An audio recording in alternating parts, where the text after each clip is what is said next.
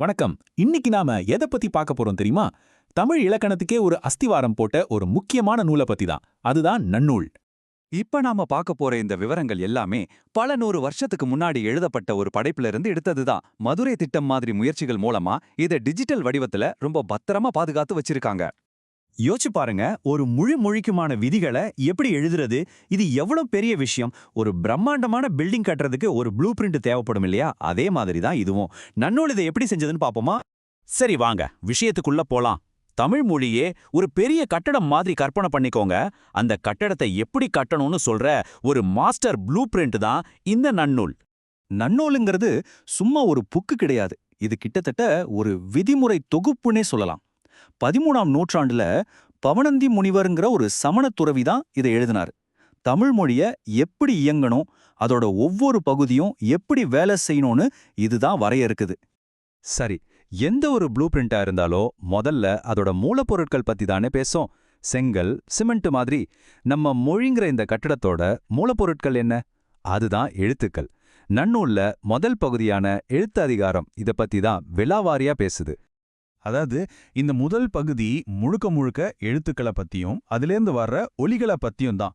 ஒரு மொழியோட ரொம்ப ரொம்ப அடிப்படையான ஒலிகள் எப்படி உருவாகுது, அது எப்படி கட்டமைக்கப்பட்டிருக்குங்கிறத பத்தி இதுல சொல்லியிருக்காங்க. மொத்தமா பாத்தீங்கன்னா 30. ஆமா, வெறும் 30 முதன்மை எழுத்துக்கள் தான் தமிழ் மொழியோட அஸ்திவாரம்னு நன்னூல் சொல்லுது. அதுல 12 உயிர், 18 மெய். இந்த 30 எழுத்துக்களை வச்சுதான் மொத்த மொழியுமே இயங்குது. இதுல ஒரு சூப்பரான விஷயம் இருக்கு. அந்த 18 மெய்யெழுத்துக்களையும் சும்மா வரிசைப்படுத்தாம 3 வகையா பிரிக்கிறாங்க.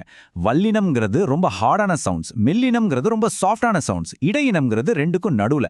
இந்த பிரிவினைக்கு காரணமே நாம எப்படி அதை உச்சரிக்கிறோங்கிறது தான். இது ஏதோ சும்மா லிஸ்ட் போடுற மாதிரி இல்ல, இது ஒரு சயின்டிஃபிக் கிளாசிஃபிகேஷன்.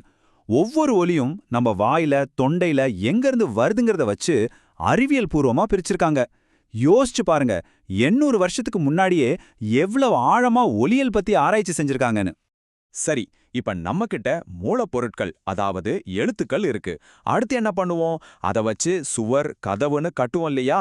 அதே மாதிரி தான் எழுத்துக்களை வச்சு எப்படி அர்த்தமுள்ள வார்த்தைகளை, அதாவது சொற்களை உருவாக்குறதுன்னு பார்க்கலாம்.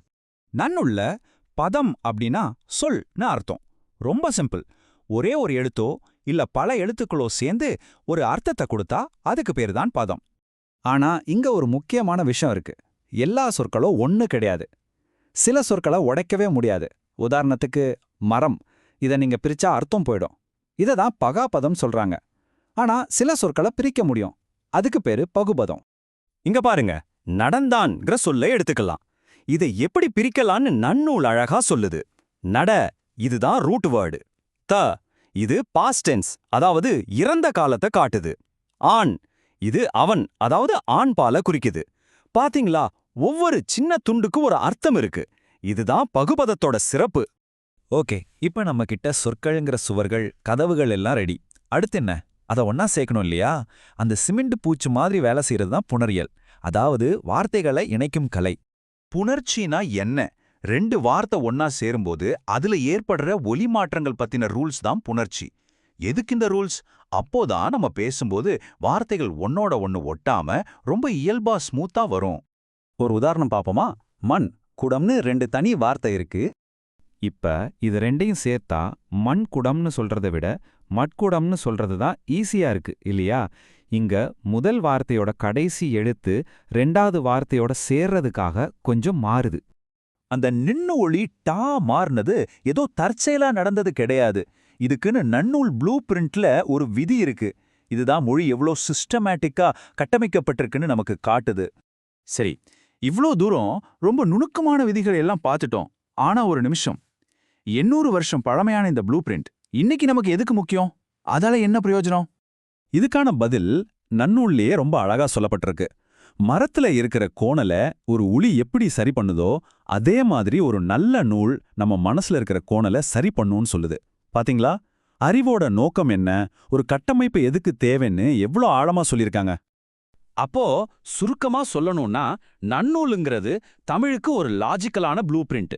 அது எழுத்துக்களை ஒடி அடிப்படையில பிரிக்குது, வார்த்தைகள் எப்படி உருவாகுதுன்னு சொல்லுது, அப்புறம் அந்த வார்த்தைகளை எப்படி கோர்வையா இணைக்கிறதுன்னு ரூல்ஸ் தருது. நம்ம மறக்கவே கூடாத ஒரு விஷயம் என்னன்னா, இந்த 800 வருஷ ப்ளூ பிரிண்ட் ஏதோ மியூசியத்துல வைக்கிற ஒரு பொருள் கிடையாது. இன்னைக்கு கிட்டத்தட்ட 8 கோடி மக்கள் பேசுற ஒரு உயிருள்ள துடிப்பான மொழியோட இயக்கத்தை இது விவரிக்குது. இந்த ப்ளூ பிரிண்ட் பல நூற்றாண்டுகளா நிலைச்சு நிக்குது. ஒரு நிமிஷம் யோசிச்சு பாருங்களேன். இப்ப இருந்து இன்னொரு 800 வருஷம் கழிச்சு ஒரு மொழியோட கோட், அதோட விதிகள் எல்லாம் எப்படி இருக்கும்?